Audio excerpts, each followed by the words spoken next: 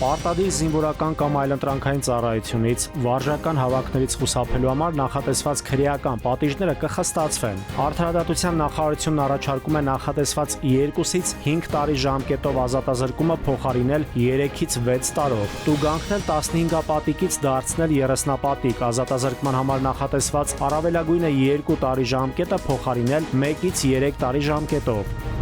Ընտանիքի անապահովության գնահատման նոր համակարգում կներդրվի սոցիալական աջակցության տրամադրումը բացառող նոր գործոն։ Եթե ընտանիքի անդամներից որևէ մեկը վարկային պայմանագրի երաշխավոր է եւ եթե երաշխավորության պայմանագրի գումարը գերազանցում է 100,000 դրամը կամ համարժեք արժույթը, ապա նա աջակցություն չի ստանա։ Այս դրույթները կգործեն այս տարվա ապրիլի 21-ից հետո դիմողների վրա։ Համակարգը ներդրվել է մարտի 17-ից Կոտայքի եւ Սյունիքի մարզերում։ 2026 թվականի հունվարի 1-ից գնահատման նոր համակարգը կներդրվի ամբողջ հանրապետությունում։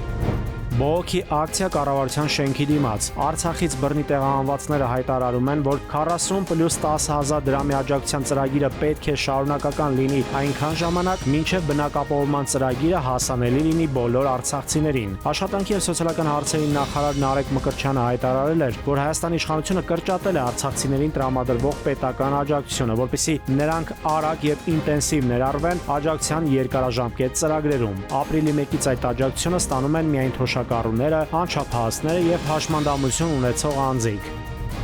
Մարդու իրավունքների պաշտպանի գրասենյակը հանգստացել, որ Նուբարաշեն քրեակատարողական հիմնարկում դիմակներով անձինք ծեծել են ՑՄԱ դատապարտյալներին եւ որ նրանց որևէ բուժօգնություն չի ցուցաբերվում։ Քրեակատարողական ծառայությունն էլ հայտնեց, որ այդ քրեակատարողական հիմնարկի դատապարտյալներից մեկը նպատակ ունենալով ձեռք բերել առավելություններ այլ ազատազրկվածների նկատմամբ տևական ժամանակ խաթարում է հիմնարկի բնականon աշխատանքը։ Նա պարբերաբար ներկայացնում է անօրինական պահանջներ եւ նույն պահվածքին հրահրում նաեւ մյուսներին։ Որոշվել է այդ դատապարտյալին տեղափոխել այլ քրեակատարողական հիմնարկ։ Ի աջակցություն վերջինիս որոշ կալանավորվածներ ու ՑՄԱ դատապարտյալներ դրսևորել են անհնազանդություն, վնասել են խցերի գույքը, այրել ներքնակները, հարվածել դռներին։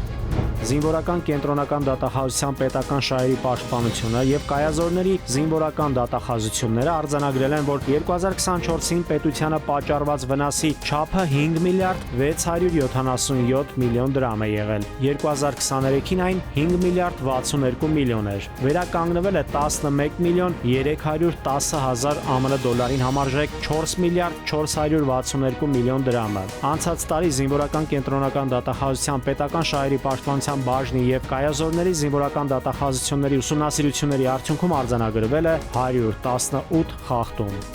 Նաիրի Մուրադյան, ժամը լրատվական։